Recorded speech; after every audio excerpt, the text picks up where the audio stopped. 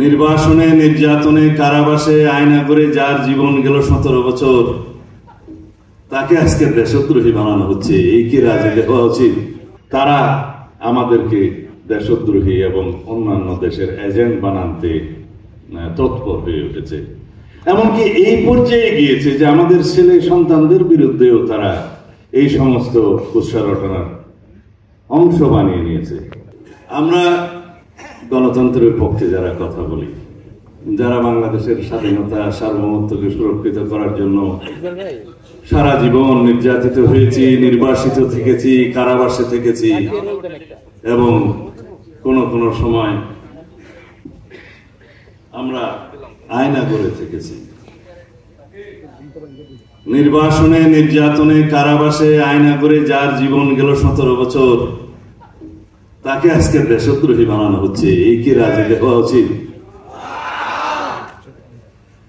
এইভাবে আমার নেতা জনাব তারেক রহমানের নেতৃত্বে ফ্যাসিবাদ বিরোধী গণতান্ত্রিক আন্দোলনে যারা আমরা সংগ্রাম করেছি গণতান্ত্রিক রাষ্ট্র বিনির্মাণের জন্য, বৈষম্য বিরোধী সাম্যভিত্তিক রাষ্ট্র বিনির্মাণের জন্য, তারা সবাই আজকে দেশ বিরোধী শক্তি হয়ে গেছি। এই হচ্ছে আমাদের বিরুদ্ধে তকমা। কারা করছে? যারা আমরা নির্বাচন চাই, যারা আমরা গণতান্ত্রিক উত্তরণ ঘটাতে চাই এবং গণতন্ত্রের কথা বলি, নির্বাচনের কথা বলি, গণমানুষের কথা বলি, তারা বাংলাদেশের বিরুদ্ধে হয়ে গিয়েছে কিছু কিছু কুচক্রী মহলের। কারণ তারা চায় না কোন নির্বাচন, তারা চায় না বাংলাদেশের গণতান্ত্রিক শক্তভিত্তি, তারা চায় এই দেশ সব সময় বিদেশ নির্ভর থাকুক। তারা আমাদেরকে দেশদ্রোহী এবং অন্যান্য দেশের এজেন্ট বানাতে তৎপর হয়ে উঠেছে। এমনকি এই পর্যায়ে গিয়েছে যে আমাদের ছেলে সন্তানদের বিরুদ্ধেও তারা এই সমস্ত কুৎসা রটনার অংশ বানিয়ে নিয়েছে। বাপের মুখে ছেলের কথা প্রশংসা করা ঠিক মানায় না। আমার বড় ছেলে আজকে আসার সময় বলছে, আব্বু তোমরা কি কিছুই বলবা না, আমাকে এইভাবে ভিকটিম বানাচ্ছে। আমি বললাম তুমি বিখ্যাত হয়ে যাচ্ছ, তোমার বিরুদ্ধে কুৎসা রটনা করে তোমাকে পরিচিত করে দিচ্ছে। বলে আমি সেই পরিচিতি চাই না। আমার ছেলে সৈয়দ ইব্রাহিম আহমদ একটি বিশ্ববিদ্যালয়ে শিক্ষকতা করেন, পিএইচডি করছে। সেই ওয়ার্ল্ড র্যাঙ্কিং একটি স্টুডেন্ট ছিল, বিশ্ববিখ্যাত ইম্পেরিয়াল কলেজ লন্ডন থেকে গ্রাজুয়েশন করেছে।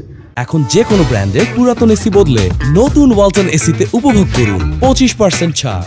কিন্তু সে দেশে ফেরত এসছে দেশের সেবার জন্য।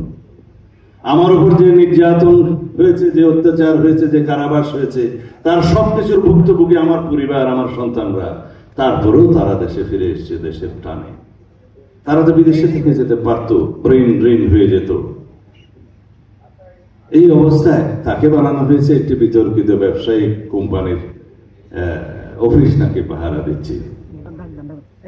আমি আমার নিন্দা জানানোর ভাষা নাই। আমরা রাজনীতি করি, আমাদের নিয়ে সমালোচনা সত্য মিথ্যা অনেকে করতে পারেন।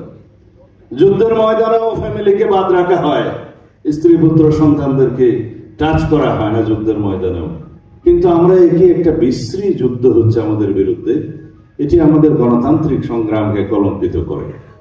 আমরা ইতিমধ্যে ভুলতে বসছি ফ্যাসিবাদী শেখ হাসিনার ফ্যাসিস্ট সরকারের দীর্ঘ নির্যাতনের কাহিনী, গুম, খুন, অপহরণ, হত্যার কাহিনী। আমরা বলতে বসছি কিভাবে অত্যাচার করেছে, কিভাবে নির্যাতন করেছে, কিভাবে গুম করেছে। অনেক শহীদ পরিবার আজও তার স্বজনদেরকে খুঁজে পায় নাই। অনেক গুমের যারা শিকার হয়েছে, সেই মা বোন ভাইয়েরা তার সন্তানের ফিরে আসার জন্য এখনো অপেক্ষা করে। সুমনের মায়ের ডাক নিয়ে এখনো প্রতি বছর বিভিন্ন রকমের কর্মসূচি করে সুমনের এখনো পর্যন্ত দেখা নাই। ইলিয়াসের স্ত্রী পুত্র সন্তানরা এখনো পর্যন্ত আশা করে তার বাবা একদিন জীবিত ফিরবে তাদের কাছে।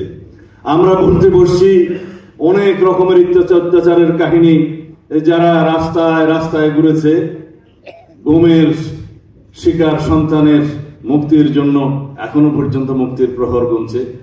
5ই আগস্ট যদি বাংলাদেশে সংগঠিত না হতো, আজও জানি না কয়জন আয়না করে পচে লাশ পেয়ে যেত।